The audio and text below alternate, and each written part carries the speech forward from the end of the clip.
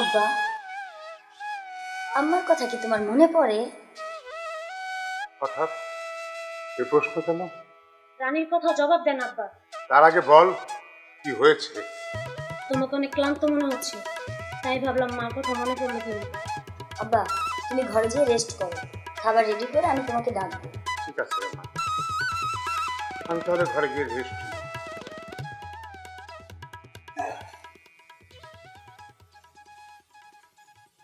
আব্বার কথা থেকে বোঝা গেল আব্বা কিছুই জানে না।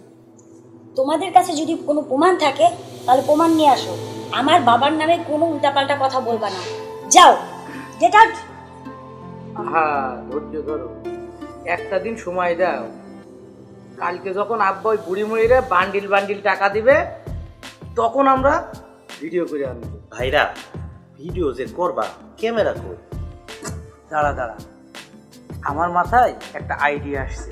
আব্বা যে বাসার সামনে ওই বুড়ি মহিলার টাকা দিয়েছিল, ওই বাসায় একটা সিসিটিভি ক্যামেরা আছে, ওখান থেকে আমরা ফুটেজ নিয়ে আসি। আরে বাস, তাইলে তো হয়ে গেল। দুধ কা দুধ, পানি কা পানি। এখন প্রমাণ হয়েই যাবে। চলো এখনই তাইলে সিসি ক্যামেরার ফুটেজ আনতে যাই।